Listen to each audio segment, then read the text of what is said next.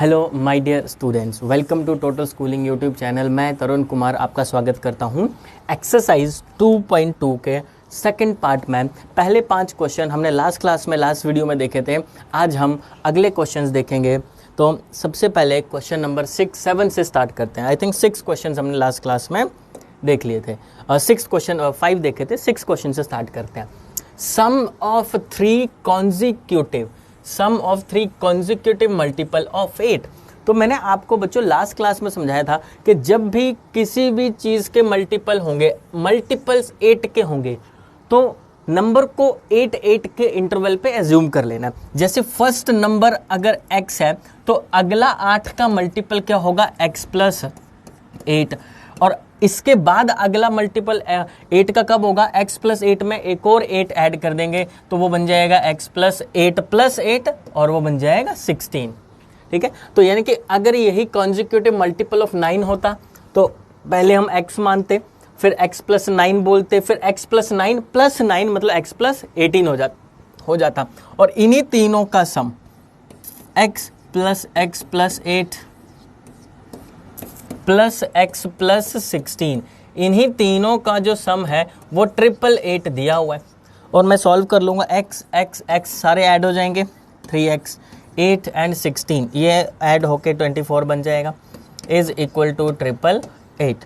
अब 3x is equal to 888 minus 24, और 3x की जो राइट हैंड साइड पे आएगी 888 में से 24 माइनस करेंगे तो ऐसे माइनस करेंगे 888 और 24, 8 में से 4 गए 4, 8 में से 2 गए 6 और 8 64। और अब 3 को राइट हैंड साइड पर ले जाएंगे डिनोमिनेटर में, तो 3 से काटेंगे, 3 2 जा 6, कैरी 2 आगे 6, 3 8 जा 24, फिर 24 2 कैरी, फिर आगे 4, 3 8 जा 24। तो x की जो वैल्यू आ गई दैट इज 288। ठीक है, जो x की वैल्यू आ गई दैट इज 288। अब बोले जा रहे हैं what are find the multiples कौन कौन से हैं ये हमने कैलकुलेट करने हैं। अब देखो मल्टीपल्स क्या, एक तो x है मल्टीपल, तो x की वैल्यू क्या आ जाएगी 288, और दूसरा मल्टीपल x प्लस 8 है, तो x प्लस 8 की वैल्यू क्या आ जाएगी 288 प्लस 8 296। ठीक है, और अगला मल्टीपल x प्लस 16 है ये वाला। ठीक है, तो यह आ जाएगा x क्या है 288 प्लस 16। ठीक है, वो आ जाएगा 304। तो पहला मल्टीपल आ गया 288, दूसरा मल्टीपल आ गया 296 एंड तीसरा मल्टीपल आ गया 304। ठीक है, ये 3 मल्टीपल आ गए, बहुत ही सिंपल था। अगला क्वेश्चन देखते हैं, question number 7। 3 consecutive integer add up to 51। अब यहाँ पर मतलब है कॉन्जिक्यूटिव इंटीजर का, तो कॉन्जिक्यूटिव का मतलब होता है कॉन्जिक्यूटिव का मतलब होता है लगातार वाले नंबर। लगातार नंबर, जैसे मैं लिख दूं कोई भी कॉन्जिक्यूटिव लिख दूं 1 2 3 4 5, ठीक है, कोई भी कॉन्जिक्यूटिव लिख दूं एंड सो ऑन। तो यानी कि इन दोनों नंबर्स में एक का गैप आ रहा है, कॉन्जिक्यूटिव नंबर्स हैं ये, देखो एक का गैप है। ठीक है, माइनस करने पे एक आ रहा है, तो यानी कि पिछले नंबर में 1 ऐड होकर अगला नंबर बनता है, 2 में 1 ऐड करेंगे 3 बनेगा, 3 में 1 ऐड करेंगे 4 बनेगा, 4 में 1 ऐड करेंगे 5 बनेगा, 5 में 1 ऐड करेंगे 6 बनेगा। तो इन कॉन्जिक्यूटिव नंबर्स को एज्यूम करना है तो 1 के गैप में करना है, यानी कि पहला नंबर x होगा तो फिर पिछले नंबर में 1 ऐड करेंगे अगला नंबर आ जाएगा, फिर इस नंबर में 1 ऐड करेंगे x प्लस 1 या x प्लस 2। ठीक है, तो ये नंबर कॉन्जिक्यूटिव आ गए। कॉन्जिक्यूटिव नंबर आप लोग याद रखना लगातार होते हैं, और लगातार को ठीक है एक के गैप में एज्यूम करते हैं, एक का गैप होता है। ठीक है, हर नंबर में, तो एक के गैप में एज्यूम करते हैं। गैप का मतलब पुराने नंबर में 1 ऐड करेंगे तो अगला नंबर आएगा, फिर इसमें 1 ऐड करेंगे तो अगला नंबर आएगा, ऐसे। और इन तीनों नंबर्स का सम दिया हुआ है, यानी कि x plus 1 plus x plus 2 वो दिया हुआ है 51। तो 3x ऐड हो जाएंगे, 3x बन जाएगा, और ये 2 and 1 3 बन जाएगा, इज इक्वल टू 51। तो 3x is equal to 51 minus 3 which is 48। और यहां से x की वैल्यू आ जाएगी 48/3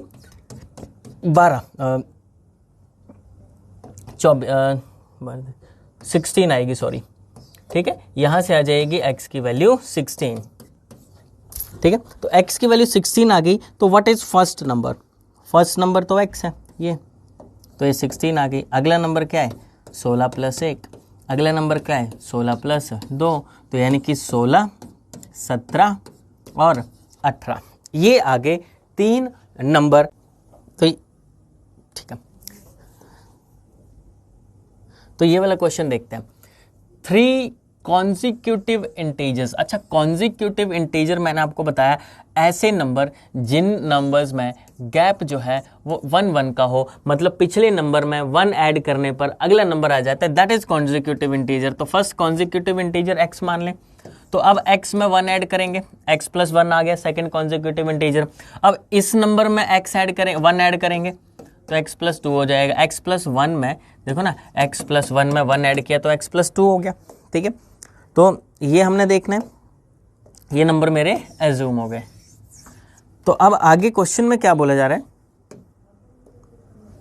कि they are taken in increasing order. तो x + 1 x + 2 इंक्रीजिंग ऑर्डर में लेना है। इसका मतलब यह है कि पहले छोटा नंबर आएगा, फिर बड़ा नंबर आएगा, फिर उससे भी बड़ा नंबर आएगा। तो चेक करो, ये छोटा नंबर है, इसमें 1 ज्यादा है, फिर इसमें 1 और ज्यादा है, तो ये तो ऑलरेडी इंक्रीजिंग ऑर्डर में है। बढ़ते क्रम में होता है जो इंक्रीजिंग ऑर्डर होता है।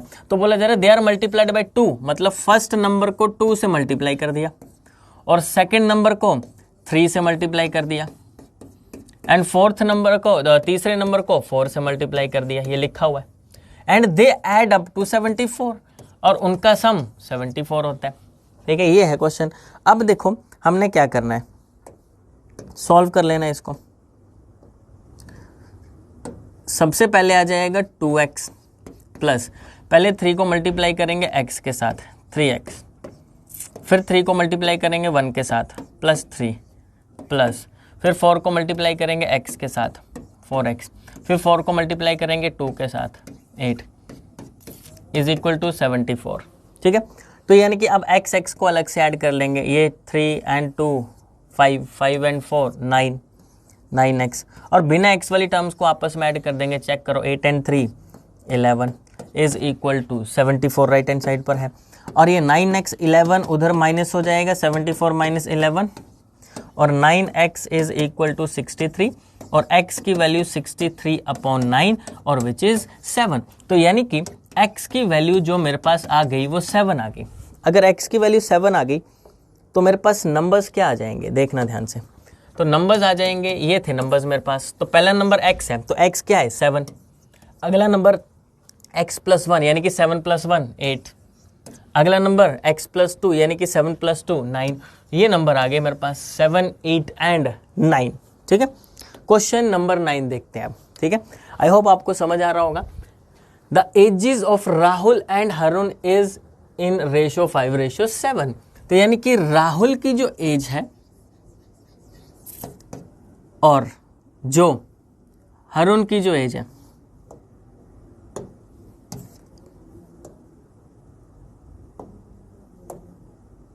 ठीक है, और जो हरुण की एज है, ठीक है, वो रेशो है 5:7। तो रेशो में बच्चों मैंने आपको समझाया था x साथ में ले लेना है। तो इसका मतलब ये हुआ कि जो राहुल की जो एज आई वो आई हमारे पास 5x, और जो हरुण की जो एज आई, ठीक है, वो एज आई हमारे पास 7x, ठीक है। और ये प्रेजेंट एजेस आई हैं। And 4 years later, 4 years later, 4 years later, after 4 years, मतलब 4 years later लिख देता हूं, इसको काट देते हैं। 4 years later, 4 years later का मतलब है 4 साल के बाद। अगर आज राहुल की एज 5x है तो राहुल की एज 4 साल के बाद कितनी होगी, 5x + 4। जैसे बच्चों आज आपकी एज अगर 12 साल है तो 4 साल के बाद 4 ऐड हो जाएगा आपकी एज में। सिमिलरली 5x है, 5x में 4 ऐड हो जाएगा, और 4 साल के बाद जो हरुण की एज है वो एज हो जाएगी 7x + 4। और ये भी तो बोला गया है कि 4 years later their sum will be 56 years। 4 साल के बाद उनका सम 4 साल के बाद उनका सम, तो इन्हीं दोनों का सम है ना 4 साल के बाद। 4 साल के बाद कौन, राहुल और हरुण, उनका सम जो है वो 56 बनेगा। तो यानी कि राहुल की एज कितनी है 5x प्लस 4 और हरुण की एज कितनी है 7x plus 4 is equal to 56। तो यह आ जाएगा x ऐड कर देंगे 12, 4 और 4 8 इज इक्वल टू 56। तो यहाँ से आ जाएगा 12x is equal to 56 minus 8। तो यहाँ से लिख देंगे 12x इज इक्वल टू 56 में से 8 चले गए 48 और x is equal to 48 upon 12 which is 4। तो x की वैल्यू 4 आ गई। अब पूछा जा रहा है कि what is their present age. तो प्रेजेंट एज राहुल की तो 5x थी, तो राहुल की प्रेजेंट एज 5x है और x की वैल्यू कितनी आई है, x की वैल्यू आई है 4, तो 5 इंटू 4, तो राहुल की वैल्यू 20 और हरुण की जो एज है वो 7x थी प्रेजेंट, तो 7 इंटू 4, x की वैल्यू 4 आई है 28 ईयर्स आ जाएगी। ठीक है, नेक्स्ट अगला क्वेश्चन नंबर 10 है the number of boys and girls in the class are in ratio 7:5। तो बॉयज और गर्ल्स का जो क्लास का रेशो है वो है 7:5। इसका मतलब ये हुआ कि बॉयज के साथ और गर्ल्स के साथ दोनों के साथ XX लगा लेंगे और बॉयज की जो एज होगी दैट इज 7x और जो गर्ल्स की जो एज होगी दैट इज 5x। ठीक है, ये दोनों की एज है। आगे बोला जा रहा है the number of boys is 8 more than the number of girls. Boys जो है नंबर ऑफ गर्ल्स से 8 ज्यादा है, तो यानी कि मैं ऐसे बोल सकता हूं बॉयज जो है वो गर्ल्स से 8 ज्यादा है। ठीक है, देखो ना 8 मोर का मतलब +8 किससे, नंबर ऑफ गर्ल्स से, गर्ल्स से ज्यादा है 8 बॉयज। तो बॉयज कितने बताओ 7x, गर्ल्स कितनी है 5x प्लस 8, 5x को इस साइड ले आएंगे 7x minus 5x is equal to 8 और 2x इज इक्वल टू 8 और x is equal to 8 upon 2 और x की वैल्यू 4। अगर x की वैल्यू 4 आ गई, x की वैल्यू 4 आ गई, देन पूछा जा रहा है what are strength of the class. तो टोटल स्ट्रेंथ जो होगी स्ट्रेंथ होती है बॉयज प्लस गर्ल्स और बॉयज कितने हैं 7x, गर्ल्स कितनी है 5x, तो टोटल 12x। तो टोटल स्ट्रेंथ निकालनी है मुझे, 12x की वैल्यू निकालनी है, x की वैल्यू 4 है तो 12x की वैल्यू कितनी आ जाएगी 48। बस x की जगह पे हमने 4 पुट कर देना है। ठीक है, राइट आंसर है। अगला क्वेश्चन देखते हैं। Baichung's father is 26 years younger than Baichung's grandfather. तो जो ग्रैंडफादर है, ठीक है, GF लिख देता हूं, GF, ये GF ग्रैंडफादर, ठीक है, और एक फादर। तो बाईचुंग्स के जो फादर है वो 26 साल छोटे हैं उसके दादाजी से। ठीक है, ग्रैंडफादर मतलब बाईचुंग्स के जो पापा हैं वो 26 साल यंगर का मतलब छोटे हैं, किससे छोटे हैं, बाईचुंग्स ग्रैंडफादर दादाजी से 26 साल छोटे हैं। And 29 years older than Baichung's, and Baichung से B लिख देता हूँ, बाईचुंग से, B stands for Baichung, Baichung से 26 साल बड़े हैं। कौन, फादर।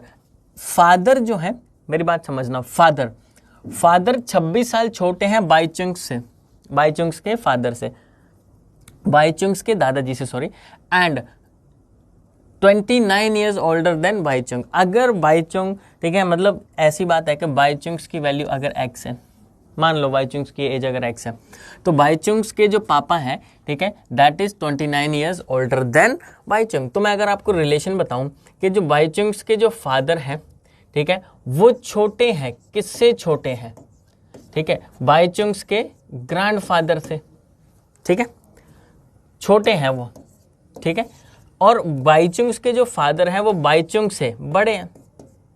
हाँ जी, क्या है, बड़े हैं। छोटे कितने साल छोटे हैं, 26 साल छोटे हैं, और बड़े कितने साल हैं, 29 साल बड़े हैं।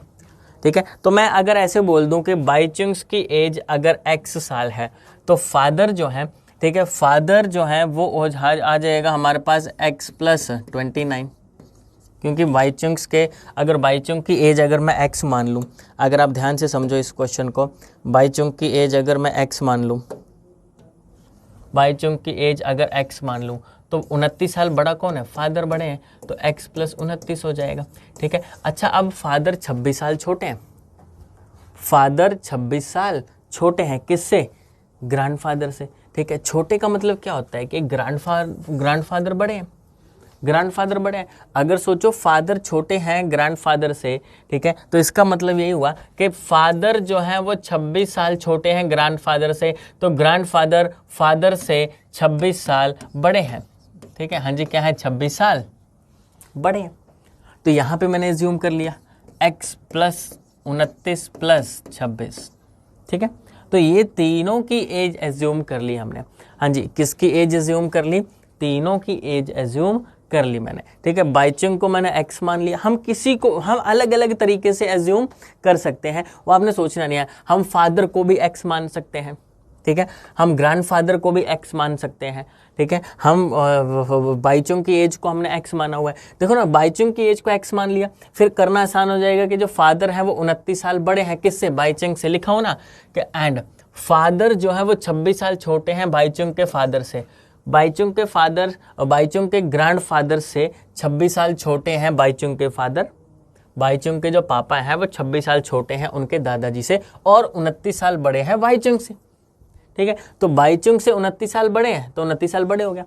इसका मतलब ये जो x प्लस 29 है, ये 26 साल छोटी एज आई है, ठीक है। मतलब ग्रैंडफादर 26 साल बड़े हैं। या इसको थोड़ा अगर आप रिप्रेजेंट करके लिखना चाहो तो मैं आपको थोड़ा अच्छे से समझा दूं कि ये जो ग्रैंडफादर है, ठीक है, ये जो ग्रैंडफादर है बाइचुंग के जो फादर हैं, ठीक है। मैं इसको अगर मिटा देता हूं, एक मिनट रुकना, ठीक है। बाइचुंग के जो फादर हैं, बाइचुंग के जो फादर है, ठीक है, वो ग्रैंडफादर से 26 साल छोटे हैं।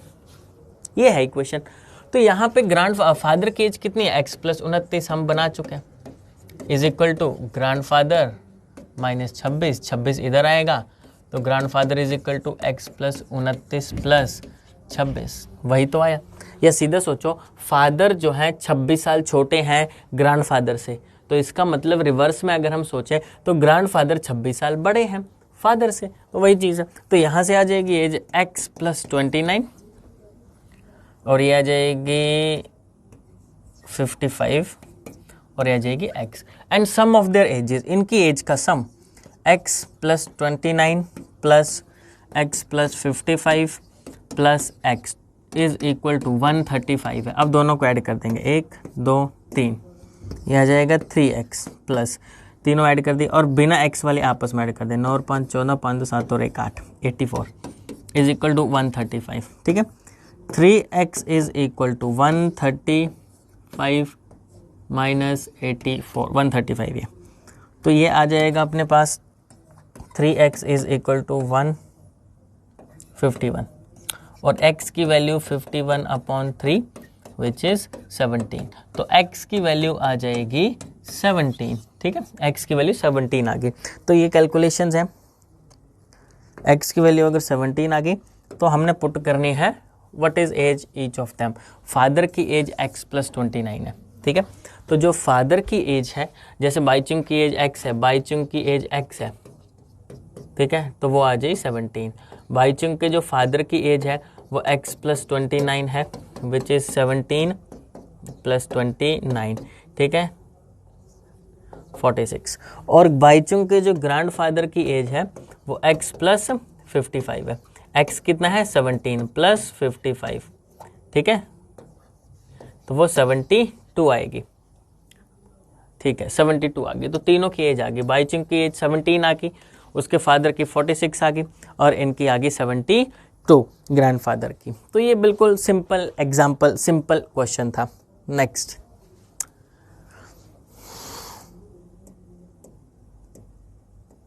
ठीक है, हमारे पास रह गए और क्वेश्चंस, 11 कर लिए हमने, 12 रह गए। 15 years from now Ravi's age will be 4 times his present age। 15 साल के बाद रवि की एज जो है वो 4 टाइम्स द प्रेजेंट एज हो जाएगी। What is Ravi's present age? तो लेट रवि की present age, let present age of Ravi x है, ठीक है, एंड आफ्टर 4 years भी देख लेते हैं। आफ्टर 4 years आफ्टर 4 ईयर्स, ठीक है। आफ्टर 4 ईयर जो रवि की जो as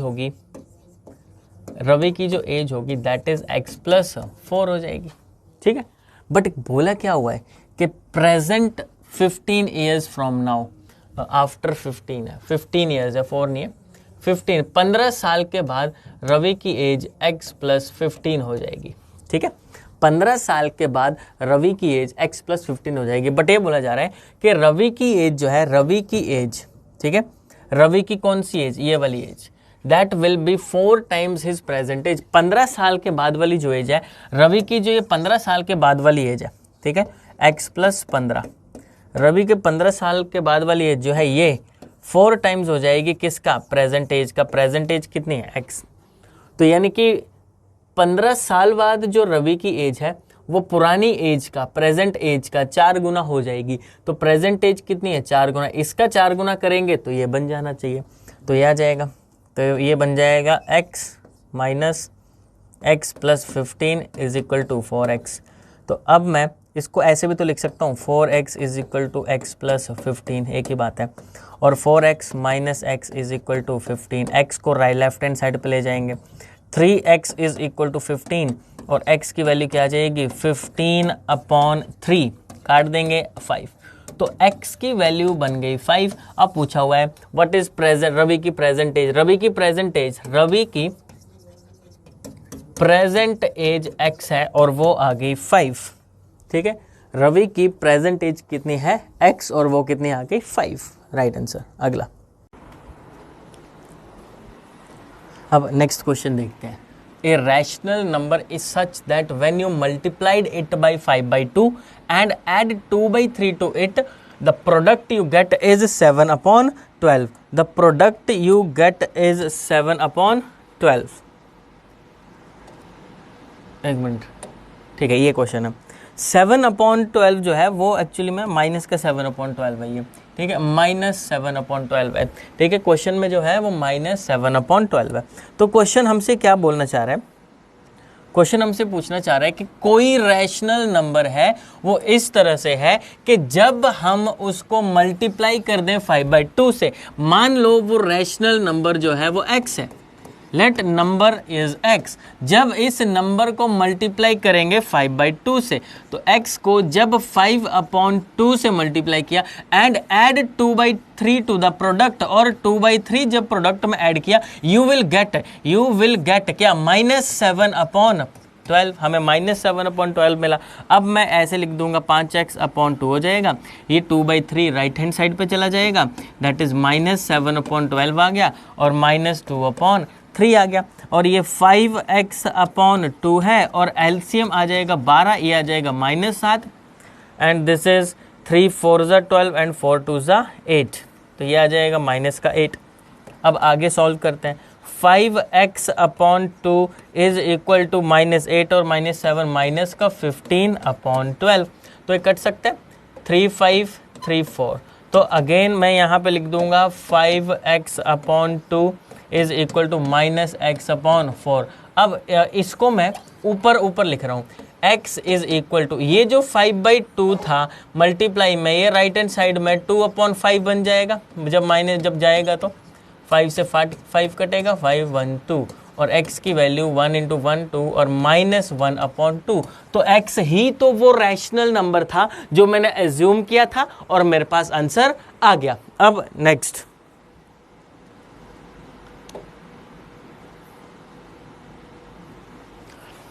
Lakshmi is a cashier in a bank. Lakshmi जो है वो एक कैशियर है, किस्मत वाली है, कैशियर है।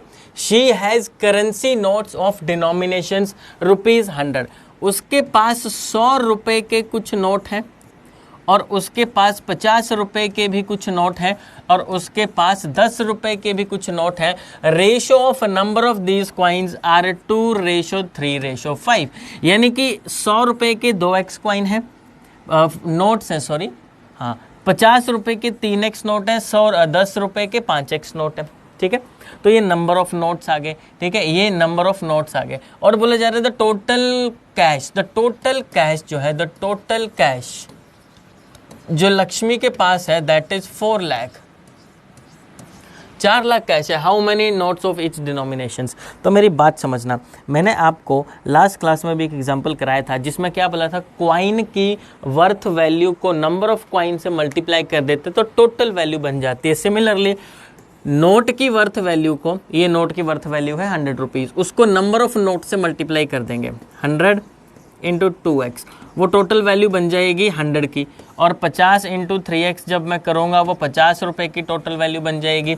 और जब 10 इंटू 5x करूँगा तो वो 10 इंटू 5x, तो वो इसकी 10 रुपये की टोटल वैल्यू बन जाएगी। तो टोटल मैं बोल सकता हूँ कि टोटल 200x रुपीज़ हैं 100 रुपये के, और टोटल 150x रुपीज़ हैं 50 रुपये के, और टोटल 50x रुपीज़ हैं 10 रुपीज़ के। तो इन सब का जो टोटल बन रहा है वो होना चाहिए 4 लाख।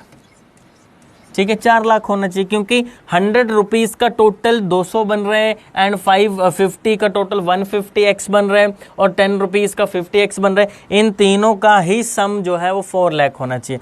तो अगर मैं यहाँ पे देखूँ तो ये बन जाएगा मेरे पास, सबको ऐड कर देंगे, 400x इज इक्वल टू 2 3 4 5, और x की वैल्यू क्या आ जाएगी अपॉन 400। तो अब 0 से 0 कट जाएंगी और ये 1 1 0 0, तो x की वैल्यू जो आ गई वो 1000 आ गई। x की वैल्यू 1000 आ गई। हमसे ये पूछा गया था कि how many notes of each denomination. तो मैं 100 रुपीज़ की बात करूं, 100 रुपीज़ के तो 2x रुपये हैं, तो 2 इंटू 1000 कर देंगे क्योंकि x की वैल्यू 100 है। और 50 रुपये के 3x कॉइन्स हैं, ठीक है, 3x नोट्स हैं, सॉरी, 3 इंटू 1000, तो यह आ जाएगा 3000। और 10 रुपीज़ के 5x हैं, तो यानी कि 5 इंटू 1 2 3 5000। तो 10 रुपीज़ के 5000 नोट आ गए, एंड 50 रुपीज़ के 3000 नोट आ गए, 100 रुपीज़ के 2000 नोट आ गए, 10 रुपीज़ के 5000 नोट आ गए। ये राइट आंसर है। तो नेक्स्ट क्वेश्चन, अगला, I have total 300 rupees in the coins of denomination 1 2 and 5, the number of 2 3 times, number of 2 rupee coin is 3 times the number of 5 rupee coin. ठीक है, तो ये मेन लाइन है, 2 रुपये के कॉइन जो है वो 3 गुना है किसका, 5 रुपये के कॉइन का। तो मैं ऐसे बोल सकता हूँ, let 2 rupee coin, 2 rupee coin is 3 times the number of 5 rupees coin. तो नंबर ऑफ 5 रुपीज़ कॉइन को एज्यूम कर लेते हैं। Number of 5 rupees coin x है, तो 2 रुपीज़ कॉइन कितने आएंगे, 2 रुपीज़ के जो कॉइन है वो आ जाएंगे 3 टाइम्स 3x। टाइम्स के बाद जो लिखा होता है ना उसकी क्वांटिटी को एज्यूम कर लिया करो। ठीक है, तो टाइम्स के बाद 5 रुपीज़ लिखा था, तो 5 रुपीज़ की क्वांटिटी x मान ली, तो 2 कॉइन्स, 2 रुपये के जो कॉइन है वो 3x आ जाएंगे, 3x। ठीक है, और कितने रह गए, 1 रुपये के कॉइन रह गए। 1 रुपये के कॉइन जो है वो हमें पता नहीं कितने हैं। ठीक है, बट बोला जा रहा है कि टोटल नंबर ऑफ कॉइन 160 है, तो यानी कि मैं 160 में से 5 रुपये के कॉइन और 3 रुपये के कॉइन्स को माइनस कर दूं तो 1 रुपये के कॉइन मेरे पास आ जाएंगे। ठीक है, कैसे, बिल्कुल सिंपल है कि 5 रुपये के कॉइन x है, 2 रुपये के कॉइन 3x है, और तीसरे वाले को z मान लो, और दोनों का सम 160। तो z की वैल्यू यहाँ से 160 माइनस 4x ही आएगी। ठीक है, तो ये इतना सिंपल है। तो फिलहाल के लिए इसको मिटा देता हूँ। अब नेक्स्ट देखता हूँ।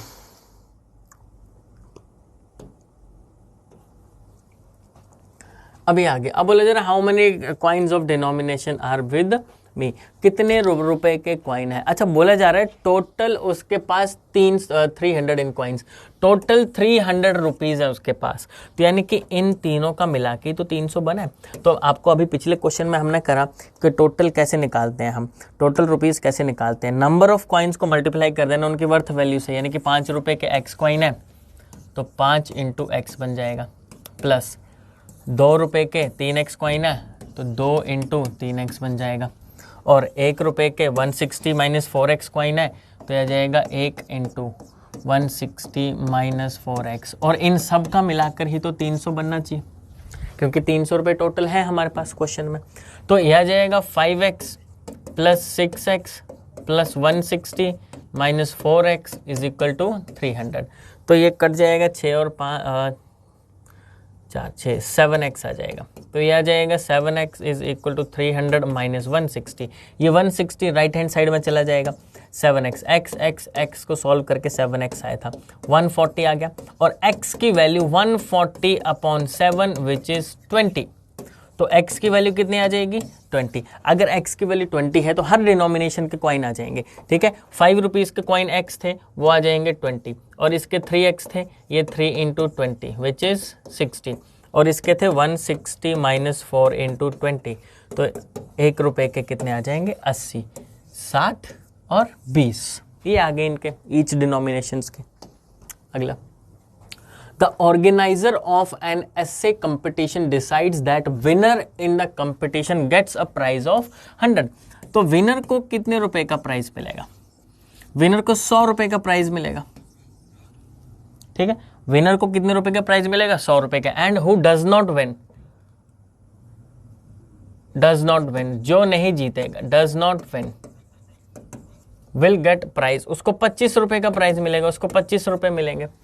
The total prize distributed is 3000। Total जो प्राइज डिस्ट्रीब्यूट हुआ है, टोटल वो 3000 रुपीज का मनी डिस्ट्रीब्यूट हुआ है। Find the number of winner if total number of participants. Total participants जो हैं, टोटल पार्टिसिपेंट्स वो हैं हमारे पास 63। तो मैं बोल सकता हूं 63 पार्टिसिपेंट्स हैं, उन 63 में कुछ जीते होंगे, कुछ नहीं जीते होंगे, नॉट विन। तो मान लो जीतने वाले लोग x हैं, तो नहीं जीतने वाले 63 माइनस x हैं। जैसे बच्चों x और 63 माइनस x क्यों एज्यूम किया? क्योंकि अगर जीतने वाले सपोज करो 20 लोग होते, अगर जीतने वाले 20 होते तो इधर 63 माइनस 20 हो जाता, तो इधर 43 हारने वाले हो जाते, ठीक है। सिमिलरली इस बार हमें दिया नहीं हुआ तो मैंने x माना हुआ है, ठीक है। अच्छा, अब मुझे इतना पता लग गया कि जीतने वाले लोग जो हैं वो तो x हैं, तो यहाँ से एज्यूम हो जाएगा जीतने वाले लोग x हैं और जो नहीं जीतने वाले हैं दैट इज 63 माइनस x। तो जीतने वाले लोगों को 100 रुपये इनाम मिल रहा है, तो मैं मल्टीप्लाई कर दूंगा, x लोगों को 100 रुपये मिले, और 63 माइनस x लोगों को, ठीक है, 63 माइनस x लोगों को 25 रुपये मिले, और इन दोनों का मिलाकर जो बनना चाहिए वो टोटल 3000 बनना चाहिए, क्योंकि 100 रुपये x लोगों को मिले, 25 रुपये 63 माइनस x लोगों को मिले, और जो टोटल रुपया बांटा गया है वो टोटल 3000 रुपया बांटा गया है। तो यहां से आ जाएगा 100x plus 25 into 63 minus 25x is equal to 3000। अब देखो 25 इंटू 63, बच्चों आप लोग ऐसे करते हो, 25 और 63 ऐसे कर लो, ठीक है, जैसे आप लोग करते आए हो, ठीक है। 5 3 जा 15, कैरी 1, ठीक है, एंड 3 2 जा 6 एंड 1 7, फिर नीचे लिखते हो 6 5 जा 30, कैरी 3 6 2 जा 12 एंड 3 15। अब इनको ऐड कर देंगे 5 7 5, तो 1575 बन जाता है, ठीक है। तो यहाँ पे लिख देंगे 100x plus 1575 minus 25x is equal to 3000। तो x और x आपस में देखेंगे तो वो 75x बनेगा, इज इक्वल टू 3000 माइनस 1575। अब 3000 में से 1575 माइनस कर देंगे, 3000 माइनस 1575, तो इधर लिख देते हैं। 10 में से 5 गए 5, 9 में से 7 गए 2, 9 में से 5 गए 4, 2 में से 1 गए 1, 1425 आ जाएगा। 75x इज इक्वल टू 1425, और x की वैल्यू क्या आ जाएगी? 1425 अपॉन 75। अब यहाँ से कटिंग कर लेते हैं हम, ठीक है। कटिंग करना आसान है, 75 5 से काटेंगे 15, ठीक है, और 5 इंटू 2 10, 5 8 40, 5 और 5 25, 5 और 3 5 5 25, 5 7 35, फिर 3 19, तो 19 से कट गया। तो यहाँ से मेरे पास x की वैल्यू क्या आ जाएगी? 19। यहाँ से x की वैल्यू क्या आ गई? 19। कटिंग करने के बाद अगर x की वैल्यू 19 आ गई, क्वेश्चन में क्या पूछा जाए? टोटल नंबर ऑफ विनर निकालने हैं। नंबर ऑफ क्या निकालने हैं? विनर। तो विनर तो x है, और वही x की वैल्यू कितनी आई अपने पास? 19, ठीक है। वही x की वैल्यू कितनी आई है? 19 आ गई है, राइट आंसर है, ठीक है। तो बच्चों ये एक्सरसाइज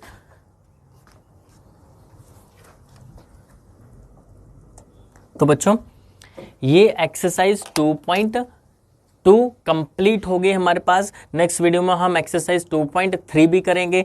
तो तब तक देखते रहिए, एंजॉय करते रहिए टोटल स्कूलिंग। Good bye.